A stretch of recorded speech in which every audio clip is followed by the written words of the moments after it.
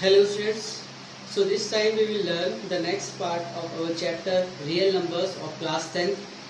So we will cover the remaining part. Actually the most of the questions we will discuss earlier, but this time we have to revise it so that we will complete our chapter today. Okay, तो इसमें बहुत सारे important questions मैंने लिखे हुए हैं और maximum portion ये क्वेश्चंस कवर कर रहा है आपके रियल नंबर का. ठीक है, तो इसको करते ही हम लोग का चैप्टर कंप्लीट हो जाएगा. इसके बाद मैं एक वीडियो और डालूंगा रियल नंबर का, then your chapter will be finished. उसके बाद फिर हम लोग नया चैप्टर स्टार्ट करेंगे. Okay, so let's start for first question. The first question says can two positive integers possible, ऐसे क्या दो पॉजिटिव इंटीजर्स पॉसिबल हैं, have 26 and 315 as their HCF and LCM. तो क्या ये क्वेश्चन पूछ रहा है कि क्या ऐसे दो नंबर पॉसिबल हैं जिनका एचसीएफ करने पे, जिन दोनों के एचसीएफ करने पे क्या आ जाए 26 आ जाए और उन्हीं दोनों का एलसीएम करने पे क्या आ जाए 315 आ जाए. एज इट पॉसिबल और नॉट. एक्चुअली ये सारे के सारे क्वेश्चन बहुत ही वेरी शॉर्ट हैं और ये आपका रियल नंबर का मैक्सिमम पोर्शन कवर कर रहा है, क्योंकि जैसा आप लोग जानते हो कि इस बार आपका यूक्लिड डिवीजन लेमा वो हट चुका है, रिमूव हो गया है. तो आपके ये जो सारे इंपॉर्टेंट क्वेश्चंस लिखे हुए हैं ये बहुत वेरी शॉर्ट क्वेश्चंस है और बहुत जल्दी समझ में आ जाएंगे अगर आप थोड़ा सा ध्यान से सुनोगे. ठीक है, तो पहले क्वेश्चन में पूछ रहा है और इस तरह के क्वेश्चंस बहुत आते हैं. ठीक है, तो can two positive integers possible if 26 and 315 as their HCF and LCM. तो क्या ऐसे दो नंबर पॉसिबल हैं जिनका एचसीएफ करने पे 26 आ जाए और उन्हीं दोनों का एलसीएम करने पे 315 आ जाए. तो बहुत सारा क्वेश्चन है, वेरी शॉर्ट क्वेश्चन है ये. इसमें क्या करना है, अगर यहाँ पे इसकी एक कंडीशन होती है कि अगर LCM should be totally divided by HCF, अगर वो एलसीएम एचसीएफ से पूरा डिवाइड हो रहा है, it means is it possible these two numbers, ऐसे दो नंबर पॉसिबल हैं जिनका एलसीएम करने पे ये आ जाएगा, एचसीएफ करने पे ये आ जाएगा. लेकिन अगर ये एचसीएफ से एलसीएम पूरा डिवाइड नहीं हो रहा है, it means it cannot be possible the two number have LCM and LCM like this. Okay, तो यहाँ possible, the question says can possible positive integer have 26 and 315 as their HCF and LCM. तो वो कह रहा है कि क्या ऐसे दो नंबर पॉसिबल हैं, क्या ऐसे नंबर्स पॉसिबल हैं जिनका HCF करने पे 26 आए एंड LCM करने पे क्या आ जाए 315. तो हमें कुछ नहीं करना होता, सिर्फ चेक करना होता है अगर ये एचसीएफ एलसीएम को पूरा डिवाइड कर रहा है then it is possible, otherwise not. तो हम चेक कर लेंगे. तो ये लिखा हुआ 315 को हम लोग 26 से डिवाइड करें, क्योंकि एक्चुअली हम लोग डिवाइड किसका कराते हैं, हम लोग एलसीएम में डिवाइड किसका कराते हैं, एचसीएफ का. अगर ये इसको पूरा रिड्यूस कर रहा है, पूरा कट रहा है then it is possible, otherwise not. तो चेक कर लेंगे यहाँ पे. तो मेरा एचसीएफ कितना है 26, तो 26 डिवाइड बाय 315, तो 26 बन जाए 26, देन इट रिमेन्स 5, देन 5, तो 26 2 जा 52. तो यहाँ पे हमें क्या दिख रहा है कि यहाँ पे रिमाइंडर आ रहा है. इट मीन्स ये एचसीएफ एलसीएम को पूरा नहीं काट रहा है. इट मीन्स ऐसे कोई भी दो नंबर पॉसिबल नहीं है जिनका एचसीएफ करने पे ये आएगा 26 और एलसीएम करने पे 315 आए. तो कभी भी इस तरह का क्वेश्चन आएगा कि can be possible any two numbers which have HCF this and LCM this, तो हमें इसमें कुछ नहीं करना है. अगर उस केस में एचसीएफ एलसीएम को पूरा डिवाइड कर रहा है then it is possible that two numbers have this LCM and this HCF. और अगर वो पूरा डिवाइड नहीं कर रहा है then it is not possible. ठीक है, तो यहाँ पे आंसर क्या हो जाएगा हमारा, यहाँ पे इसका आंसर हो जाएगा हमारा नो. आंसर हो जाएगा नो.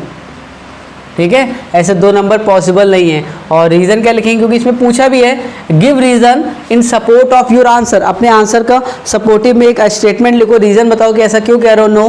तो ऐसा हम इसलिए कह रहे हैं बिकॉज एलसीएम, बिकॉज हेयर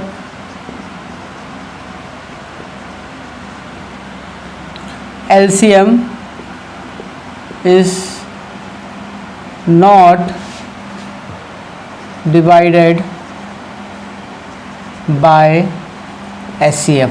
क्योंकि यहाँ पे एलसीएम जो है वो एचसीएफ से पूरा डिवाइड नहीं हो रहा है, then the answer is no. ठीक है, तो ये हमारा फर्स्ट क्वेश्चन था. इसके बाद अपने सेकंड क्वेश्चन की ओर देखते हैं. इसमें क्या कह रहा है, अब फर्स्ट वाले क्वेश्चन को मैं रिमूव कर दूंगा. ठीक है, एस करने से क्या होगा, आपको फिर कंफ्यूजन नहीं होगा समझने में, ठीक है। तो इसको मैं इरेज कर रहा हूँ यहाँ पे। तो हमारा फर्स्ट क्वेश्चन हो गया। इस तरह का कोई भी क्वेश्चन आएगा तो उसमें यही करेंगे, एचसीएफ को एलसीएम से डिवाइड करके चेक कर लेंगे, ठीक है। The second question says if three persons step of together, ठीक है। तो स्टेप ऑफ टुगेदर मतलब एक साथ स्टेप चलते हैं, एक साथ चलना स्टार्ट करते हैं, ठीक है। There steps are 40 centimetre, 30 centimetre and 36 centimetre long. इनके जो स्टेप है, हर एक स्टेप का, पहले वाले का जो स्टेप है वो 40 सेंटीमीटर लॉन्ग है, दूसरे वाले का जो स्टेप है, एक स्टेप की जो लेंथ है वो 30 सेंटीमीटर है, और तीसरे वाले की स्टेप जो है वो 36 सेंटीमीटर लॉन्ग है, ठीक है। अब क्या कह रहा है, what minimum distance can each should walk, कम से कम कितनी डिस्टेंस सबको चलना चाहिए, so that each can cover equal distance in complete steps, so that each can cover equal distance, जिससे सारे के सारे इक्वल डिस्टेंस कवर करें इन कंप्लीट स्टेप्स। मतलब स्टेप जो होना चाहिए, कोई 6 चल गया, कोई 4 स्टेप चल गया, कोई 5 स्टेप चल गया, स्टेप कंप्लीट होने चाहिए, ये नहीं कि 4.5 स्टेप हुए, ऐसा नहीं होना चाहिए। तो ये कंडीशन है मेरी कि 3 लोग एक साथ चल रहे हैं, तीनों के एक एक स्टेप की लेंथ दे दी कि एक एक स्टेप तीनों का कितना है। अब हमें बताना है कि वो मिनिमम लेंथ बताओ जितना ये सब सारे के सारे कवर करेंगे कंप्लीट स्टेप्स में, ठीक है। तो एक इसके लिए छोटा सा एग्जांपल लेते हैं, यहाँ समझने की कोशिश करना। अगर हमने मान लिया यहाँ पे मेरे पास 2 लोग हैं, ठीक है, तो ये 2 पर्सन है यहाँ पे, ठीक है।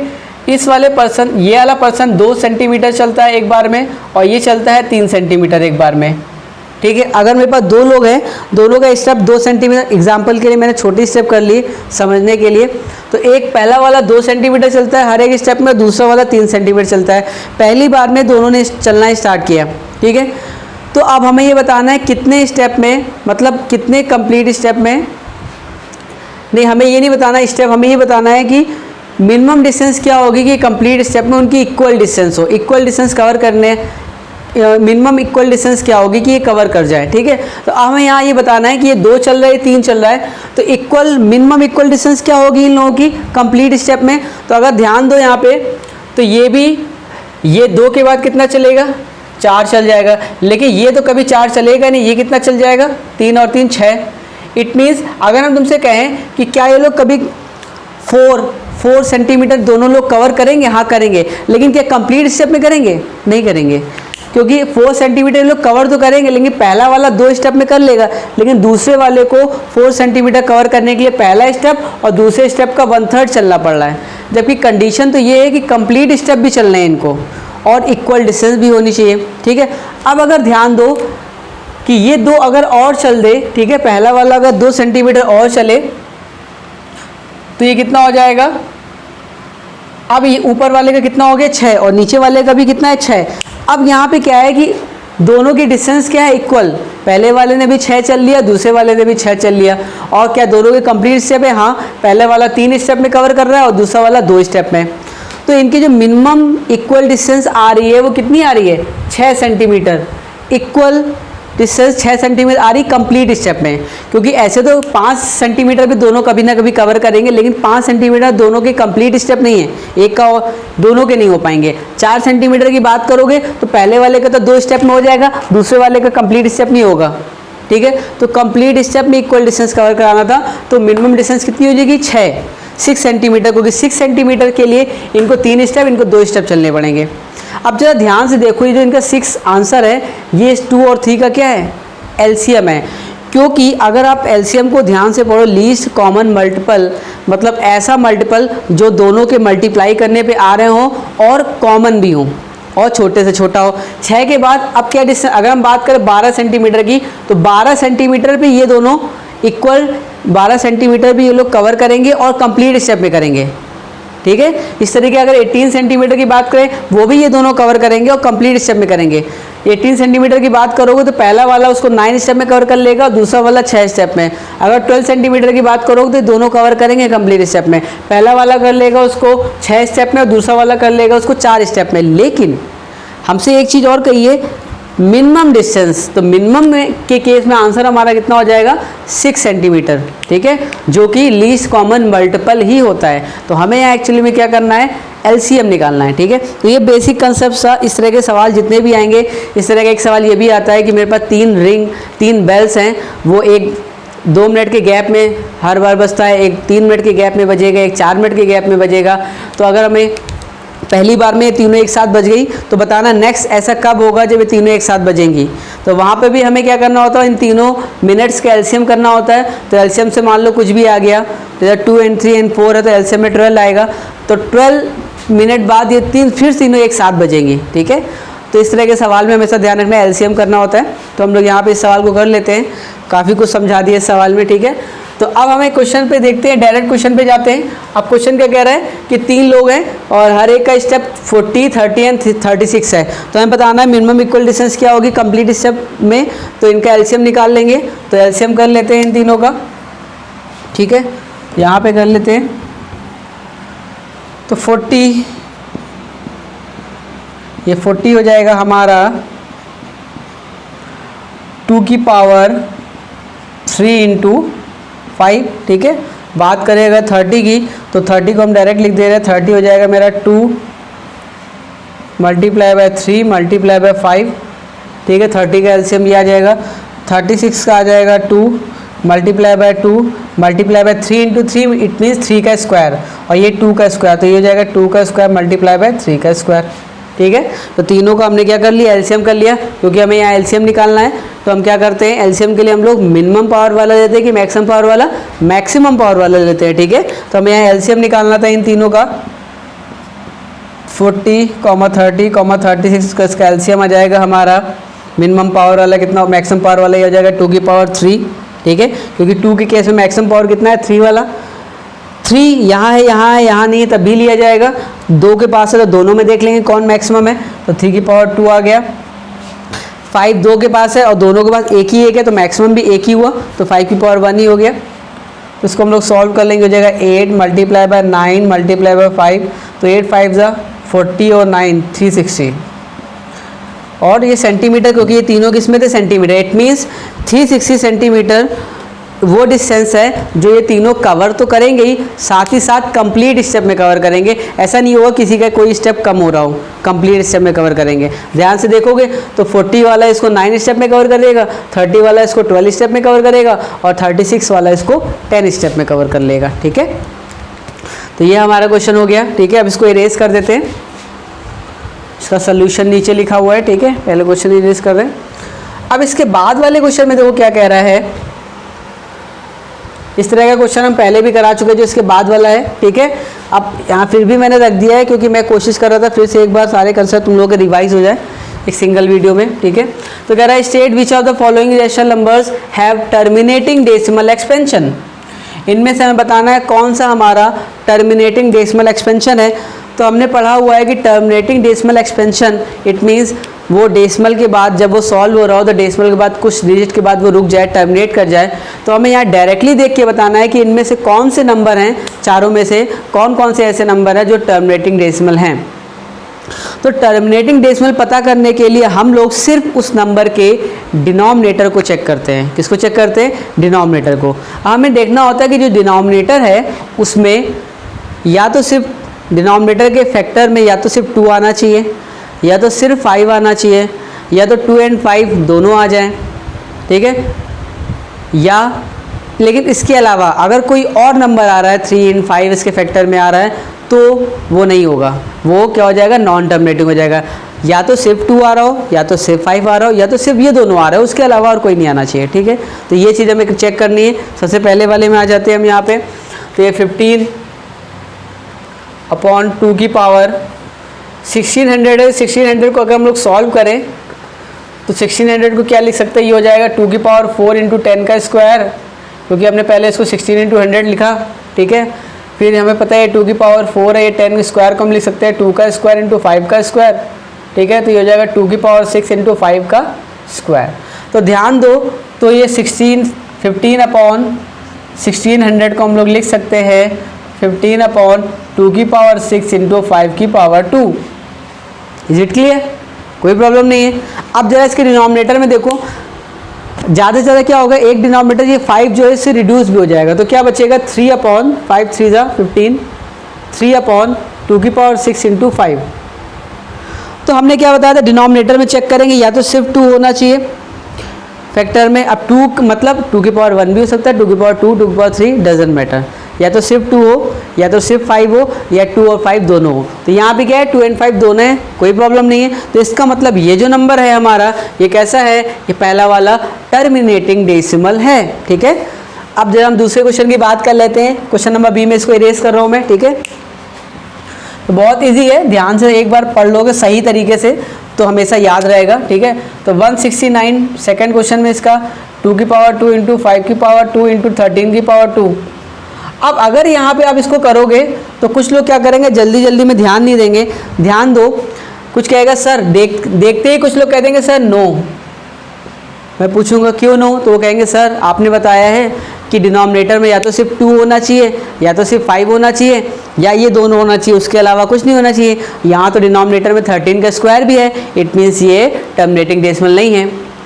तो इतनी भी जल्दी मत करो, ध्यान से देख लो जो एक्स्ट्रा लिखा हुआ है क्या वो रिड्यूस तो नहीं हो रहा है, और यहाँ पे वो रिड्यूस हो रहा है क्योंकि 13 का स्क्वायर होता है 169, 13 का स्क्वायर होता है 169, और जो कि ऊपर लिखा हुआ है इट मीन ये पूरा और पूरा कैंसिल हो जाएगा।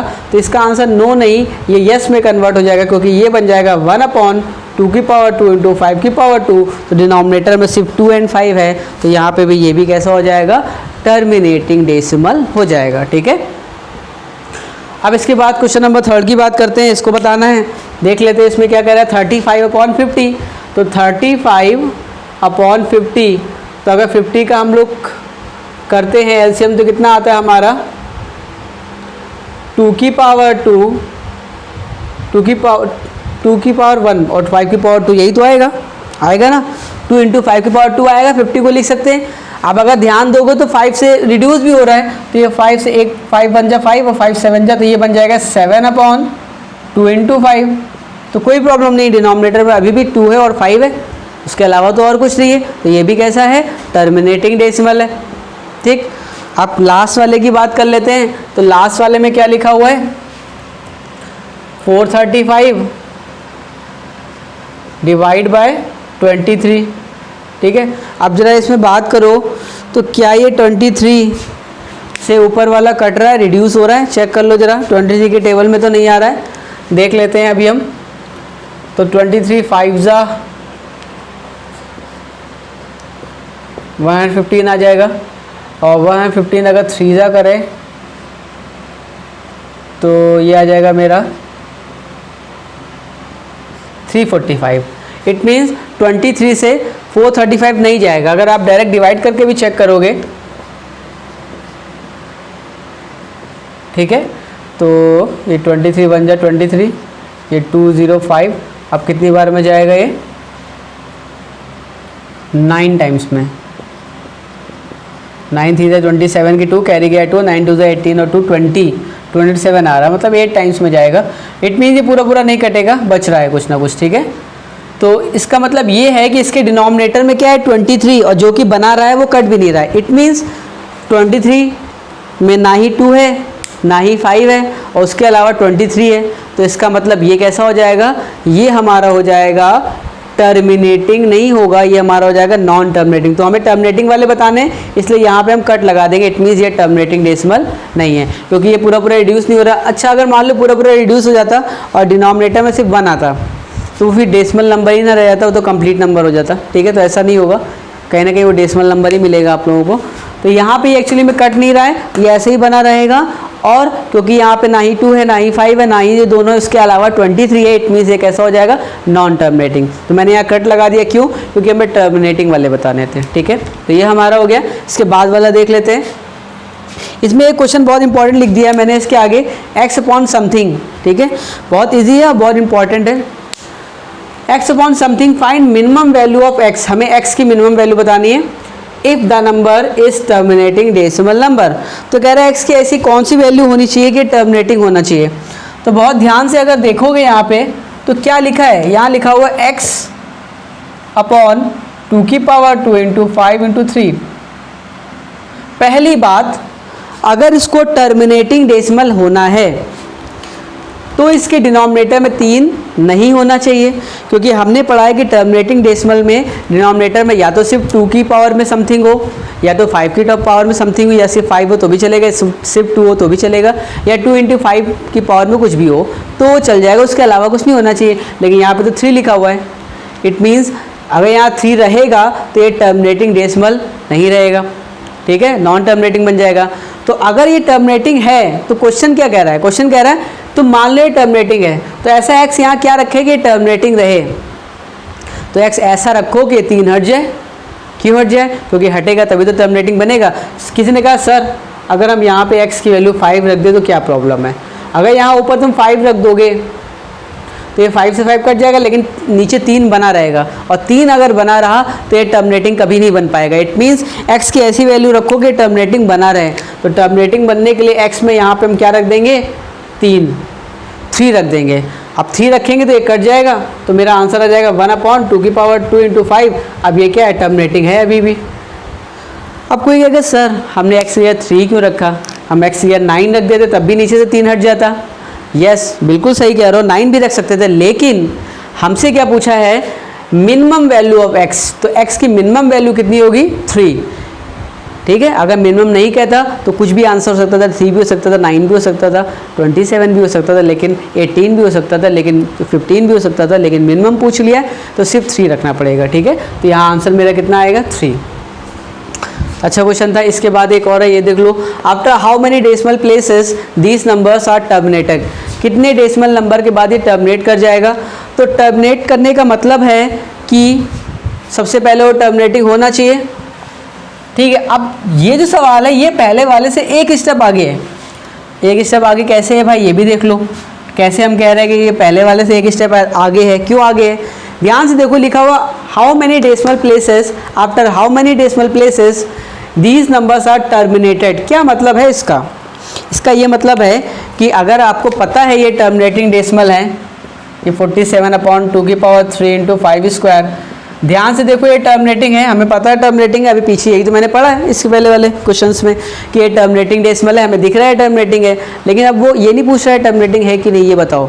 इस बार वो पूछ रहा है कि अगर ये टर्मिनेटिंग है कि नहीं, ये भी नहीं कह रहा है, ये कह रहा है टर्मिनेटिंग है। बस तुम ये बता दो कि ये टर्मिनेटिंग अगर है तो कितने डिजिट के बाद ये टर्मिनेट कर रहा है।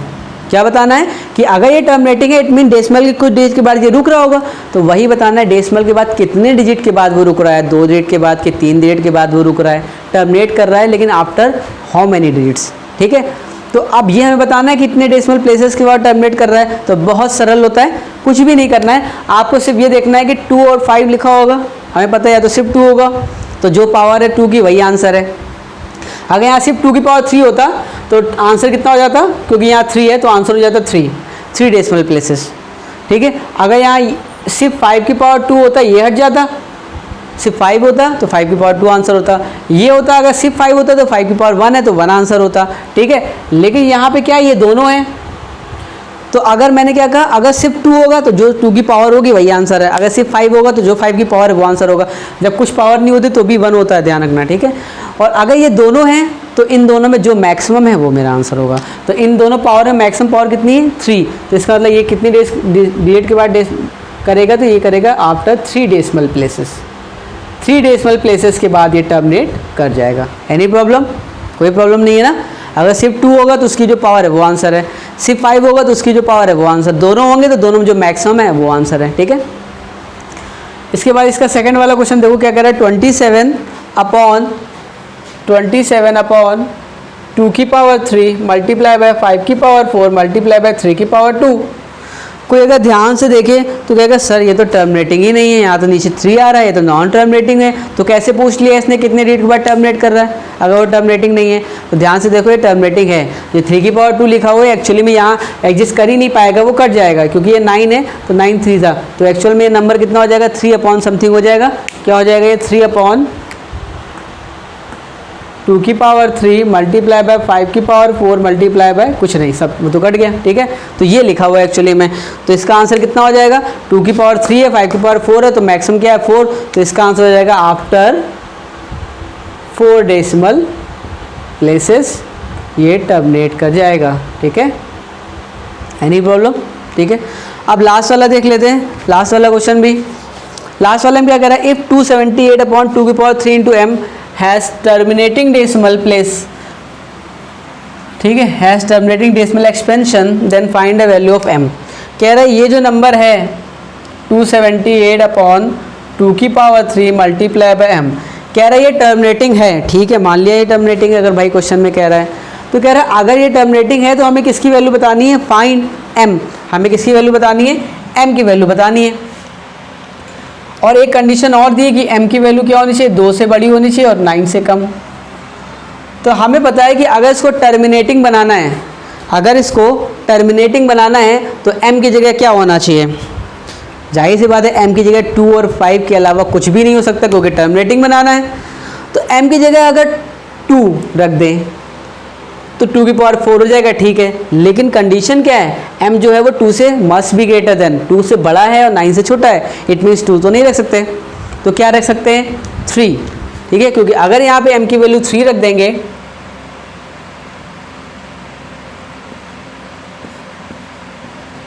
3 नहीं सॉरी 5, ठीक है, अगर m की वैल्यू 2 और 5 होना चाहिए ना, क्या उसके अलावा भी कुछ हो सकता है, 3 हो सकता है, नहीं ना, तो 2 और 5 हो सकता है, तो 2 रख नहीं सकते थे यहाँ पे, क्यों, क्योंकि 2 से बड़ा होना चाहिए m, तो इसका m की वैल्यू क्या रख सकते हैं यहाँ पे, 5। अगर हम 5 रखेंगे तो ये क्या हो जाएगा, इस टर्मिनेटिंग डेसिमल नंबर बना रहेगा, तो यहाँ पे m का आंसर कितना आ गया, 5। ठीक है, तो इतने सरल क्वेश्चन थे, लेकिन सबसे इंपॉर्टेंट बात है कि इन सारे के सारे क्वेश्चंस में आपका बेसिक क्लियर होना चाहिए।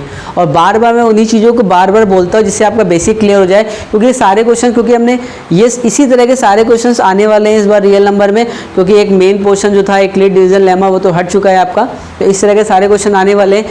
इसके बाद 1-2 वीडियो और मैं बनाऊँगा, उसका ये चैप्टर कंप्लीट हो जाएगा, then after we will start next chapter. Okay, bye.